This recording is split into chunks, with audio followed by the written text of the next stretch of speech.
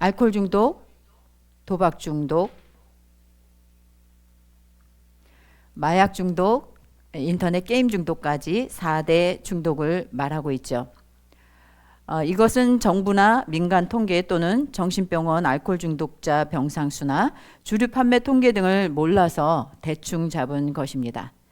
그래서 어떤 통계에도 모호성을 띠고 있어 중독자 통계는 사실 의미가 별로 없다고 보시면 됩니다. 그래서 통계는 통계로 그냥 이해하시면 될 것 같습니다. 다만 누구나 공감할 수 있는 것은 우리나라 가정들 가운데 몇 집 걸러 한 집마다 각종 중독 문제로 고통을 받고 또 매일 사건, 사고 등이 끊이지 않고 있다는 사실입니다. 뿐만 아니라 중독자 개인 건강 상실 문제라든지 가정 경제 문제라든지 사회 범죄 및 무질서 문제 또 국가적 손실이 지대하다는 일은 누구나 공감하는 사실일 것입니다. 또한 최근 들어 중독 피해 문제는 더욱 심화되어서 정부가 관심을 가지고 자주 언급하고 있죠. 윤석열 정부에서도 마약과의 전쟁을 선포한 것은 우리를 들어서 잘 알고 있습니다.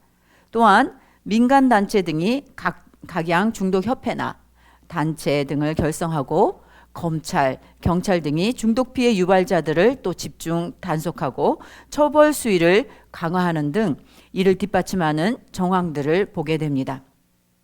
우리는 작년에 학원가에서 ADHD라고 하는 집중력 강화에 좋은 음료라고 학원 학생들을 대상으로 무료로 시음 행사를 하는 그런 마약 사건을 접한 적이 있습니다. 메가 ADH라고 하는 마약 음료였습니다. 이로 인해서 우리나라 서울 시내에 단지 그 구역에서만 일어난 일이지만 우리나라 서울 시내에는 1,407개의 학교가 있고 학부모가 83만 명이나 되는데 많은 사람들에게 경각심을 주는 사건이었습니다. 뿐만 아니라 이런 사건들이 단순 마약을 공급하는 그런 일에서 그치는 것이 아니라 보이스 피싱과 결합된 여러 가지 다양한 문제들을 일으키고 있다는 것을 우리는 짐작할 수 있습니다.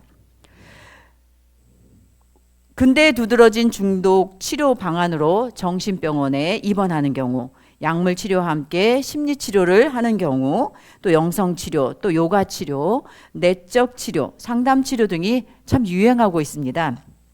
그런데 여기에 심리 치료자들은 심리학의 영역이 아니라고 굳이 강변하면서 구별하려고 애쓰는 모습을 볼 수 있죠. 그 애쓰는 모습 중에 웃음 치료라든지 음악 치료라든지 미술 치료, 공작 치료, 운동 치료 등과 같은 다양한 방법들이 중독 치료에 사용되고 있습니다.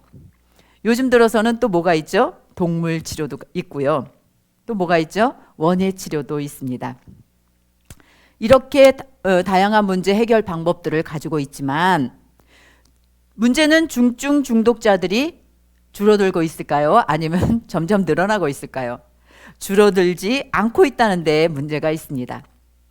오히려 중독자들을 치료하는 정신병원 및 전문병원이 증가하는 추세에 있고 병원마다 만원 사례인 것을 보게 됩니다. 그로 말미암아 사회 경제적 손실액은 수조 원을 넘나들고 있다는 것을 알만한 사람들은 다 알고 있죠. 왜 그럴까요?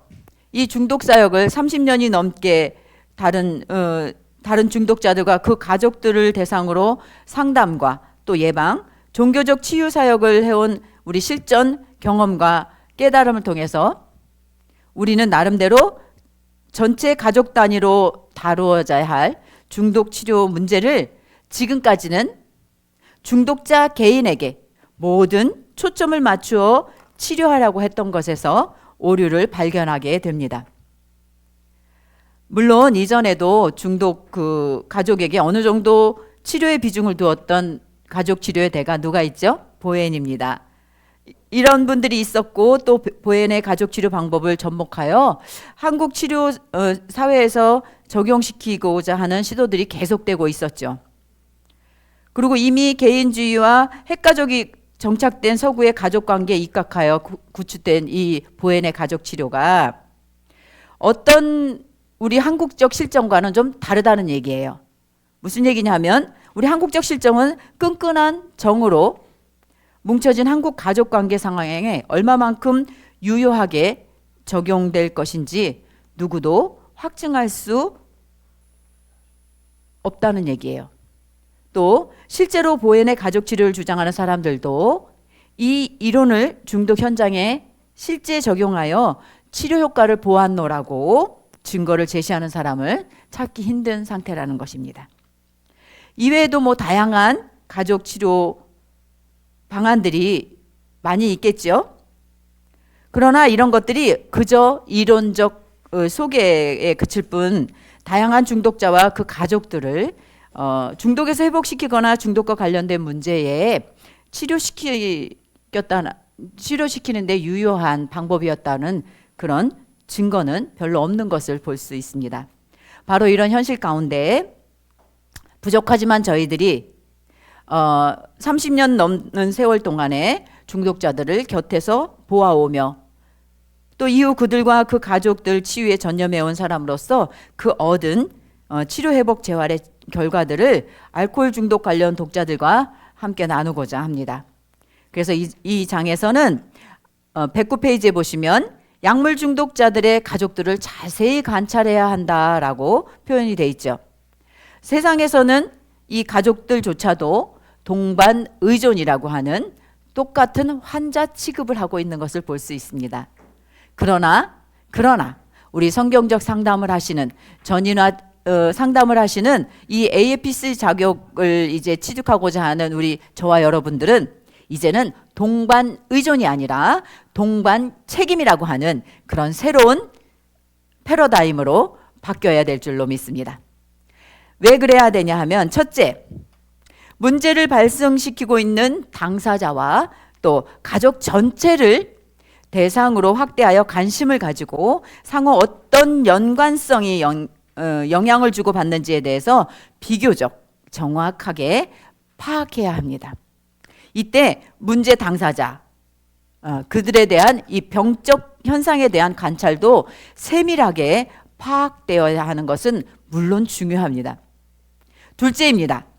가족 문제 해결책과 문제 당사자 치유에 대한 관점을 분명히 구분해야 된다는 것이죠. 가족 문제와 이 당사자에 대한 관점을 분명히 구분해야 되는 거예요. 우선은 문제 당사자를 정확하게 진단할 필요가 있다는 것이죠. 대부분의 정신 문제로 주변을 힘들게 하는 사람들 중에 대다수가 생물학적 관점에서 질병을 가지고 있을 수 있기 때문에 그렇습니다. 만약에 이 생물학적 관점과 또 생태학적 그런 주변 환경적 관점 중 먼저 진단해야 될 것이 무엇인가 묻는다면 첫째가 생물학적 관점이라는 거예요. 그리고 생태학적 관점에서 전 가족 구성원 간의 그런 관계성 속에서의 영향에 대해 파악을 해야 하고요. 문제 당사자의 신체적 질병을 치료시킴과 동시에 관계성 속에서 형성된 부조화된 그런 성향 또는 환경 등을 극복할 수 있도록 정신 강화와 함께 그 요인을 발생하도록 직간접적으로 영향을 미치는 가족들의 삶과 행동, 언어 등을 바꾸어주는 일을 우리 상담자들이 해야 한다는 것입니다. 셋째입니다. 가족 문제를 개입할 때 아직 흩어지지 않고 당사자와 사는 가족 중 가장 영향력이 있는 가족을 집중적으로 강화시켜야 됩니다.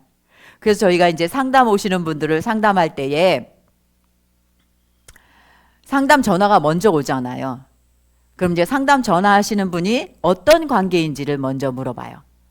그래서 예를 들어서 뭐 형입니다, 누나입니다, 아니면 지인입니다 물을 때, 아니면 교회 목사입니다 물을 때에 같이 사는 가족이 있는지를 저희가 확인합니다. 그러면 같이 사는 가족 중에서 부모님이 계실 거고요, 형제 자매가 있을 거고, 아내가 있을 거고, 그 다음에 자녀들이 있을 겁니다. 그러면 저희는 가장 중요한 영향력을 미치는 사람이 와서 상담하고 교육받는 것을 권해드립니다. 목사님이 오시는 것보다, 지인이 오는 것보다 그 영향력을 끼칠 수 있는 사람을 강화시키는 것, 그것이 매우 중요한 관점이라는 것이죠. 왜냐하면 심각한 문제를 발생시키는 사람이 있을 때 그 주변 사람들은 서서히 구심점을 잃게 되고 사분오열, 각자의 아주 작은 필요에 따라서 행동하고 기회주의적 성향을 보이게 됩니다. 특히 알코올 중독자 가정에서 그 중독 문제들이 심화되면 심화될수록 그 가족들은요, 각자 도생합니다. 이런 가족 구성원들의 개인주의가 다시 문제를 만드는 당사자들 어떻게 하죠? 자극시키거나 자신들이 하는 문제 행동을 뭐 하는 거야? 합리화시키는 요인으로 작용되게 된다는 것이죠. 예를 들어서 자녀들이 부모를 무시한다든지, 형제 자매들이 전화를 안 받는다든지, 자기의 요구를 들어주지 않는다든지, 이런 것들이 다시 자기가 술을 먹게 되는 합리화시키는 요인으로 사용되기 때문입니다. 이런 악순환이 계속되면서 가족 구성원은 서로 뭐 하죠? 경계하고 불신하고 미워하고 대적하는 끝끝내 원수 관계를 형성하게 되는데, 이런 현상은 가족 내 문제뿐만 아니라 당연히 사회 문제로까지 도미노 현상을 일으키는, 확산되고 더 많은 사람들에게 고통과 피해를 주게 됩니다. 이런 경우가 있습니다. 엄마들은, 아내들은 자녀들을 봐서 알코올 중독자인 남편하고 어떻게든 살아보려고 노력을 합니다. 어떻게든 고쳐보려고 노력을 하고 어떻게든 저 문제를 해결하려고 많은 노력을 합니다. 그런데 중간에 누가 껴있죠? 자녀가 껴있습니다. 이 자녀들은요, 엄마 아빠의 문제로만 인식을 하는 거예요. 가족의 문제라고 생각을 안 하고, 특히 성장한 자녀일수록 그렇습니다. 그러면서 이 자녀들이 누구를 원망하게 되냐면, 당연히 뭐 술 마시는 중독자 아버지는 뭐 원망하는 거는 뭐 당연하겠죠. 그런데 그곳에서 그 가정을 어떻게든 화목하게, 정말 가정을 경제 문제까지도 다 이끌어가는, 책임지고 가는 그 엄마까지도 뭐 하는 줄 아세요? 미워하고 원망하고 불평하고, 왜 엄마가 이혼을 하지 않아서 왜 우리까지 이 고생을 끝나지 않게 하냐고 엄마를 이렇게 한다는 얘기죠. 그래서 저희는 가정 문제를 해결할 때에 이 아내가 상담을 올 때도 반드시 자녀들도 상담 교육에 동참하도록 합니다. 그래서 그 자녀들의 그 힘들고 어려운 문제까지도 다 헤아릴 수 있는 것이 우리 성경적 상담자들의 본분인 것입니다.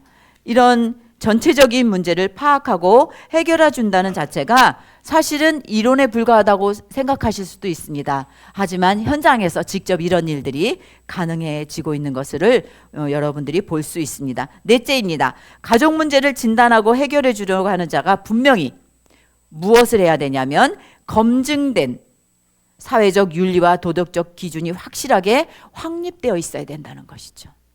상담자 자신이 이런 사회적 윤리와 도덕적 기준이 확실하게 정립되어 있지 않으면 왜 무슨 일이 일어나느냐?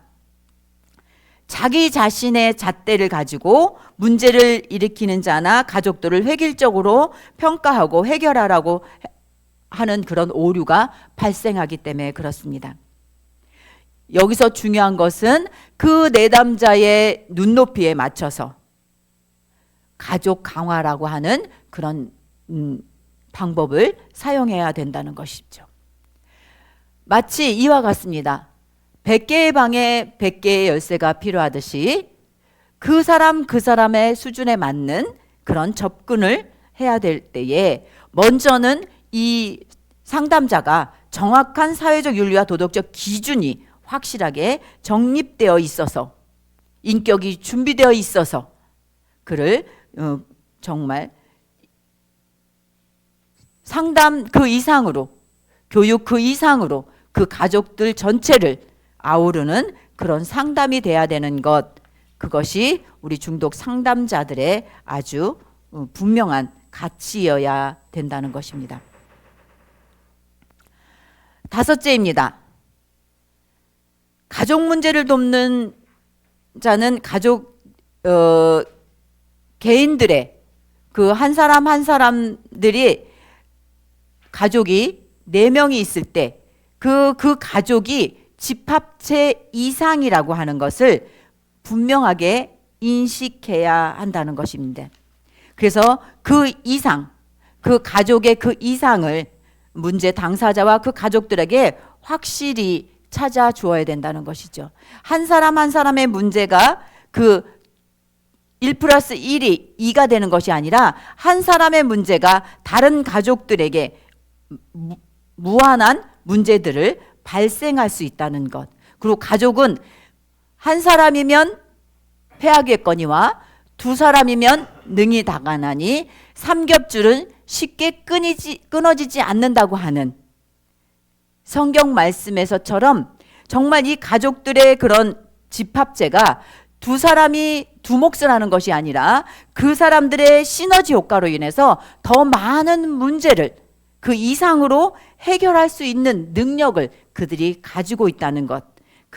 그것을 반드시 상담자는 이해해야 된다는 것이죠. 그래서 그 가족들이 정말로 희생하고 공동체 집단 안에서 정의롭고 같이 나누고 누리고 또 보존하는 일들이 많이 있고 목적으로 규정되어 있어서 사회를 이루고 또 국가를 이루는 근간이 되는 그런 집합제라는 것. 그것을 가족 교육을 통해서 강화시켜 줘야 된다는 것이죠. 내 가족, 내 아빠의 문제뿐만 아니라 이 문제들이 이 나라에까지도 영향을 미치기 때문에 우리 자신이 건강해지는 것, 우리 가족이 건강해지는 것이 집합체 이상이라는 것을 반드시 가족 교육을 통해서 알려주어야 된다는 것입니다. 6째, 가족은 개인들의 집합체 이상이라는 것을 위에서 말씀드렸지만 그것을 구체적으로 말씀드리는 것은 이렇게 말하는 것이에요. 가족이란 물리적, 심리적 공간을 점유하는 개인들의 집합체 이상이라는 것을 이 가족들이 이해해야 되는 것이에요. 그래서 이 가족은 따로 각자 도생이 아니라 한 몸이라는 것이죠. 그래서 한 몸에 누구는 손의 역할을 하고 누구는 눈의 역할을 하고 누구는 발의 역할을 하고 이런 역할들을 감당하는 것이 이 본래적 가치라는 것을 이해시켜야 된다는 것입니다.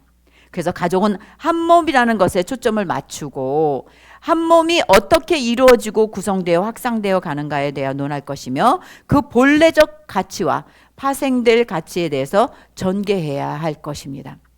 그래서 이 가족 치료 그것은 이론을 넘어서 실제적으로는 도움을 주어야 된다는 것입니다. 이 본래적 가치는 최초의 가족에 대한 구성 또 의미와 가치가 설정되어 있어야 된다는 것이죠. 어떻게 구성이 되었냐는 것이죠. 어떻게. 그리고 이 가정의 목적이 무엇이냐는 것이죠. 또 이 가치는 모든 존재들이 뭐예요? 만족해야 되는 거예요. 가족 구성원은. 한 사람에게만 초점이 맞춰질 수 없다는 것입니다. 만약 어떤 사람들이 최초의 가족 구성원이 예를 들어서 진화론이라고 한번 생각을 해볼까요? 그냥 무생물이 자꾸 분화를 통해서 자꾸 수중생물로 육지생물로 또 이게 기어다니는 생물에서 직립보행하는 그런 유인원으로 바뀌고 그 유인원이 인간으로 바뀌었다 할지라도 정말 이 가족 구성이 그 미생물 거기에서 생겼냐는 것이죠. 아니라는 것이죠. 가족이라는 것은 엄마의 난자와 아버지의 정자가 합쳐져서 그것이 분화되어서 사람이 생성되는 것이잖아요. 또 신화론도 마찬가지입니다. 알에서 나왔다고요? 개에서 나왔다고요? 아니면 뭐 우리 단군 신화처럼 그죠? 곰에서 나왔다고요? 그러면 그 가치가 이 가치가 어디에 있는 거예요? 알이나. 그런 신화적 존재의 그런 우리 구성이 되었다는 것이죠. 우리 인간은 그럴 수가 없다는 것입니다. 그렇죠?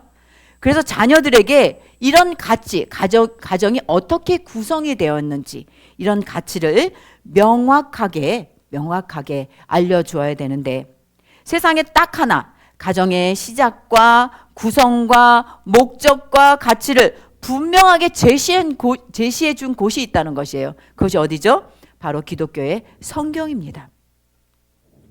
여기서 기독교의 성경이 뭐 신의 계시라든지 신의 예언이든 이런 주장들은 아예 논의에서 제외하더라도 히브리 사람들이 기록한 이 고대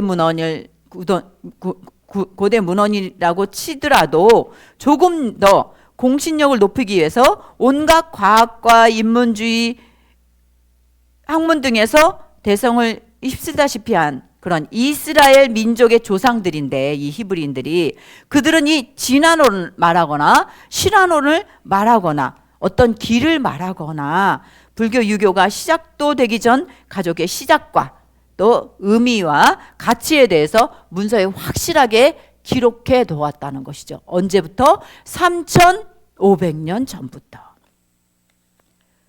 보십시오. 종의 기원은 언제부터 있었을까요? 1794년부터 1796년 사이에. 박물학 박사예요, 이 사람이. 5년간 세계 일주로 광범위한 지질학, 식물학적, 동물학적 자료를 수집합니다. 이렇게 해서 1859년 종의 기원이라고 하는 책을 발간하게 되는 거예요. 그래서 뭐예요? 그때부터 지금부터 생각하면 얼마나 됐나요? 200년도 안 된 사이에 진화론이 나온 것이잖아요. 이거를 믿을 수 없다는 것이죠.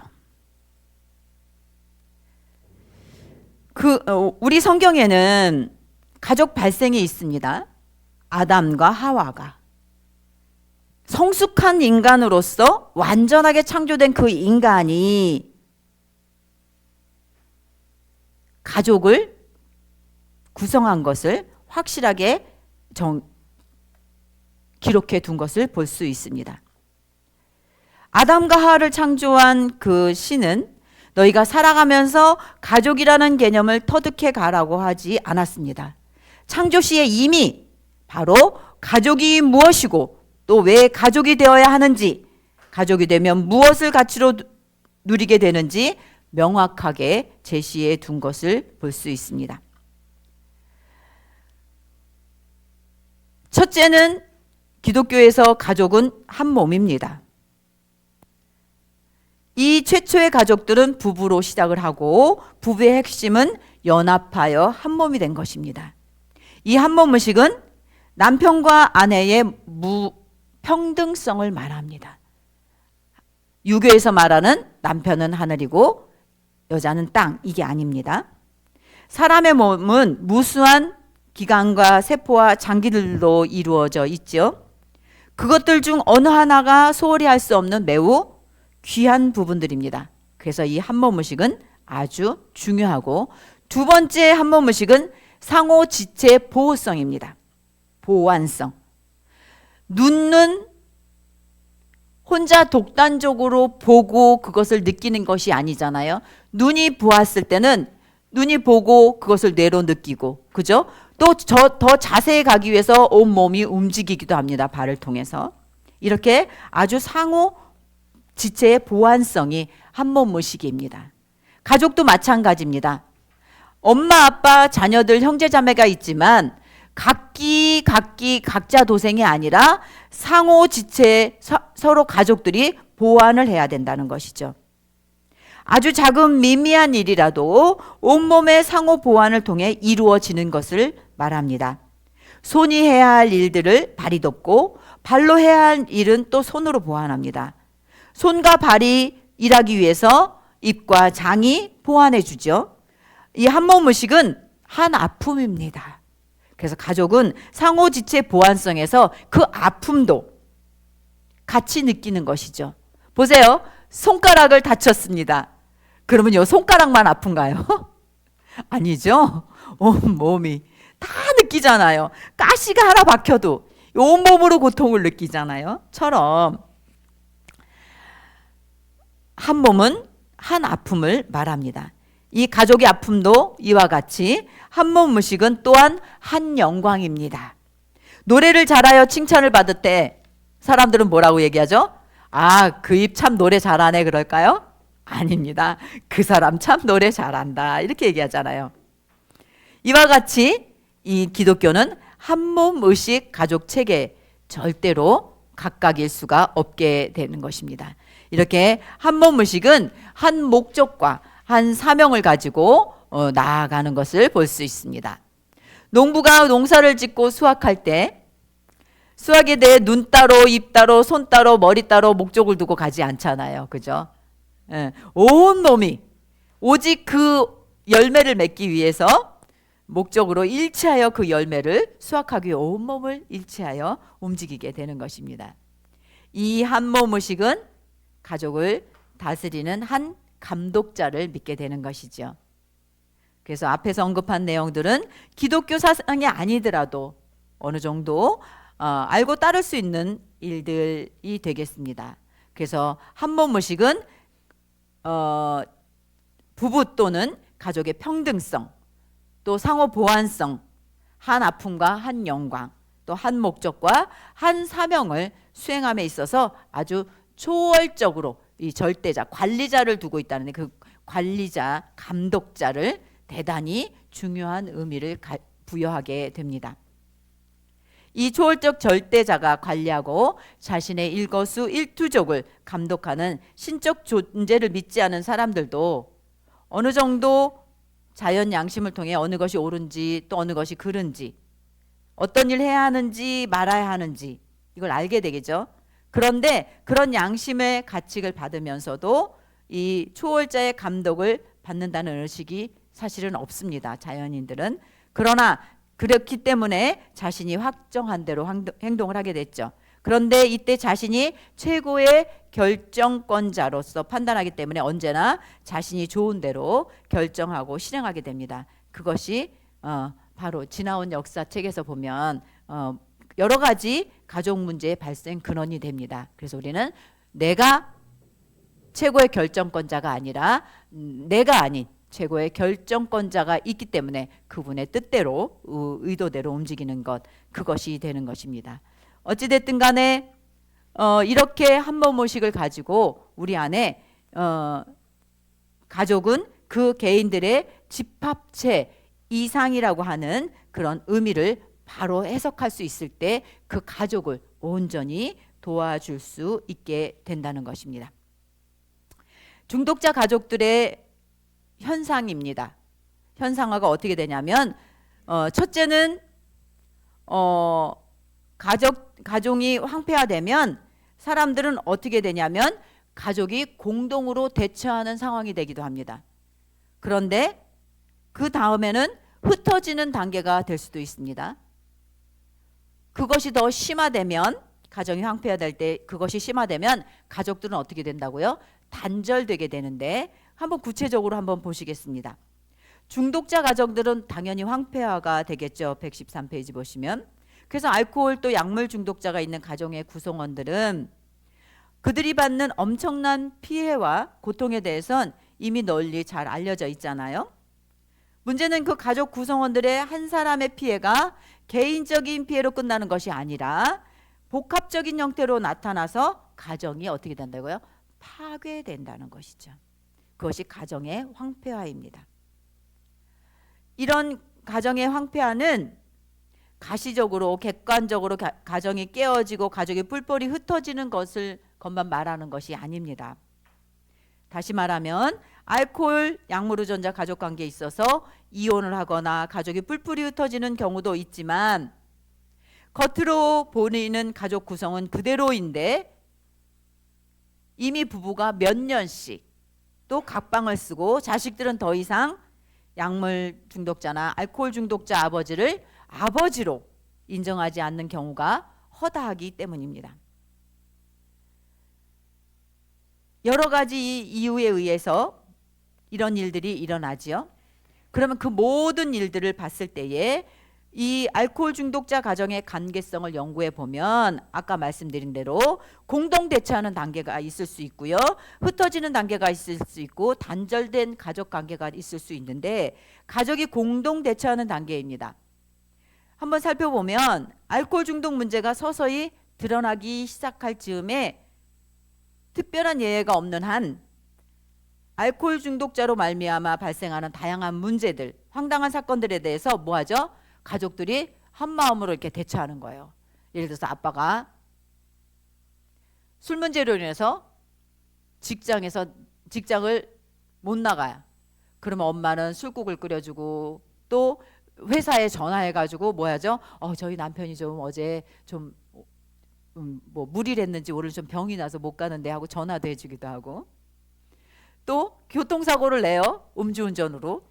그럼 아내들이나 가족들이 한 마음을 다해가지고 저기 지금 오프라인에 계신 분이 막 웃으세요. 왜 그러시겠어요? 본인이 그랬거든요. 네, 막 웃으시는데 공감을 너무 많이 하시는 거예요. 네. 이렇게 공동 대처하는 가정이 있어요. 그리고 아빠가 술을 먹고 길에 쓰러져 있으면 엄마랑 자녀들이 가가지고 아빠를 막 그냥 낑낑대고 데리고 집에 돌아오기도 합니다. 그죠?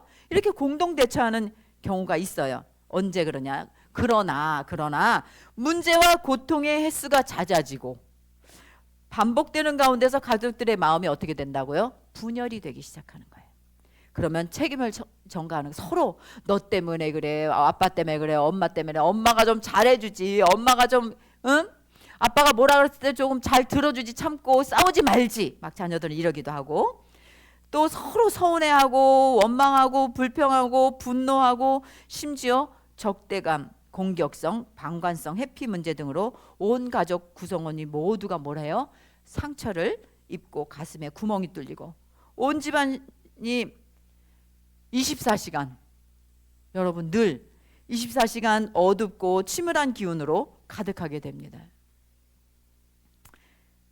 이런 단계가 좀 지나가잖아요. 그럼 가족들이 어떻게 돼요? 흩어지는 관계가 돼요. 능력이 있는 가족은 아주 하루빨리 한시라도 재빨리 그러면서 빠져나가. 특히 이제 고등학교 졸업하고 대학을 들어갔다든지 그러면 너무 좋은 거야. 기숙사 생활을 할 수도 있고요. 자취 생활을 할 수도 있고요. 이렇게 이쯤 되면 이제 가족 구성원 모두가 어떻게 하면 알코올 중독자 곁에서 조금이라도 멀어질 수 있을 것인가를 생각하게 되고 알코올 중독자의 영향권에서 어떻게 벗어날 것인가를 항상 생각하게 되는 것이죠. 이때에도 가족 구성원이 알코올 중독자의 부모인가 아니면 아내인가 자녀인가 또 형제인가에 따라서 알코올 중독자의 관계 문제가 각각 다르게 나타나겠죠. 다르게 나타납니다. 대부분의 자녀들과 형제들은 어떻게 하겠어요? 알코올 중독자 멀리 떨어질 수 있는 환경과 조건을 또는 기회가 생기면 곧바로 실행을 하겠네. 그래도 자녀들이나 형제들이 알코올 중독자 곁에서 멀어지고 아내나 부모가 아직은 알코올 중독자 곁에 있으면 그나마 조금 나은 편입니다. 돕기가. 그럴 때 우리는 중요한 문제를 하나 짚고 넘어가야 됩니다. 만약에 아직 미성숙한 자녀들을 알코올 중독자와 함께 놔두고 아내가 멀리 떠났다고 그야말로 정말 너무 안타까운 상황이겠죠. 비참한 상태가 되고 그 자녀들의 앞날은 완전히 먹구름으로 덮이는 거예요. 더군다나 아내가 없이 관연한 딸과 사는 아빠들 아주 조심시켜야 되는 것 잊지 마십시오. 그 아빠가 자신의 성욕을 채우기 위해서 근친상간할 가능성이 많기 때문에 그렇습니다. 혹시 아내도 떠나고 자식도 떠나고 다 버려지면 부모가 계실 거 아니에요. 그럼 늙으신 부모가 계시고 알코올 중독자 아내가 고통을 이기지 못해 자녀들과 함께 떠나버리면 이제 그 고통의 문제에 차진 누구라고요? 늙으신 부모님. 그 차지가 되어 세상을 떠나는 그 순간까지 눈물로 세월을 살다가 가는 기가 막힌 삶이 되게 되는 것입니다. 얼마 전에 상담을 오신 분이 계셨습니다. 아들과 두 손주와 이혼하고 온 딸과 5 식구가 산다고 하십니다. 그 아들은 중독 문제로 일찌감치 이혼을 했고, 그 아들은 중독 문제로 너무 고통스럽게 했고, 손주들은 아빠의 술 문제로 며칠에 한 번씩 집안이 뒤집어지는 일이 있고, 그나마 딸이 있는데 딸이 능력이 좋아서 이혼한 딸인데 그 딸이 그래도 가정 경제를 꾸려나가면서 같이 5 식구가 산다고 합니다. 이 어머니가 70이 넘으셨어요. 얼마나 힘들고 어려우시겠어요. 그래서 첫 번째 상담을 해드렸더니 그 다음에는 보통은 첫 번째 상담하고 그 다음에 상담 오실 때는 어머니들이 막 마음이 편안해지고 아주 그런 상태로 오세요. 많이 힘을 얻으시고 위로도 받으시고 또 이제는 살 길이 있구나, 내 아들을 어떻게 고칠 방법이 있구나, 이런 소망을 가지고 오시기 때문에 두 번째 오실 때는 아주 힘이 있게 오시는데, 두 번째 오셨는데 막 몸이 너무 안 좋고 안색도 안 좋으세요. 참 이상하시네. 어머니 무슨 일 있으셨어요? 그랬더니 엎친 데 덮친 격으로 그 의지하고 살았던 그 딸이 며칠 전에 암 판정을 받았대요.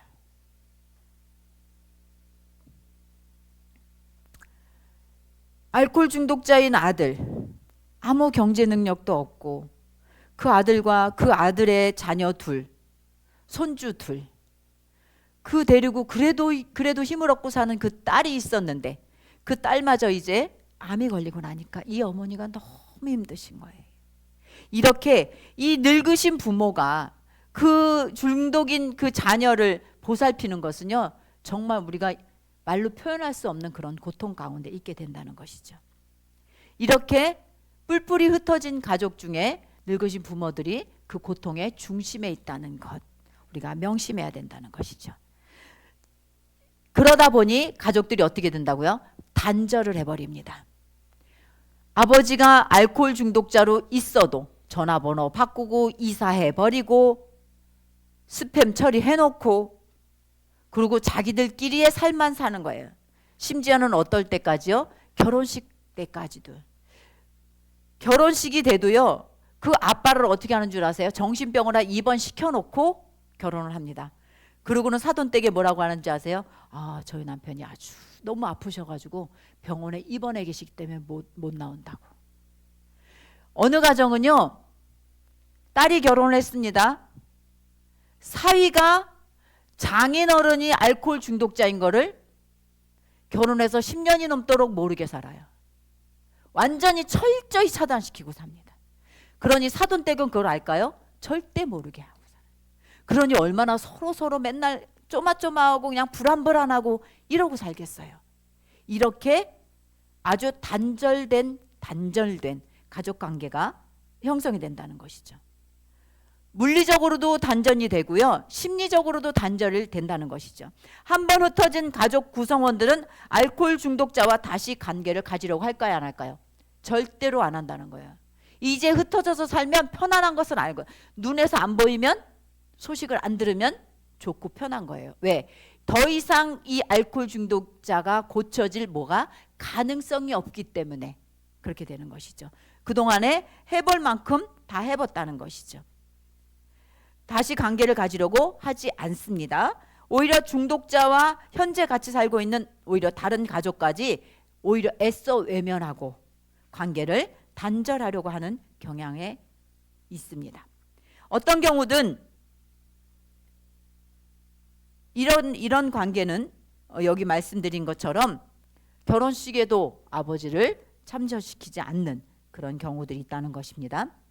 이렇게 병원에 입원, 또 가족관계들이 언제 힘드냐 하면 병원에 입원시키고 날 때, 또 시킬 때도 아주 문제들이 발생하는데, 병원에 입원시킬 때 가족들은 서로 원수가 되는 거예요. 왜 원수가 되냐 하면, 첫째, 입원시킬 때 너무 고생을 하고, 두 번째, 병원비 걱정 때문에 그렇게 됩니다.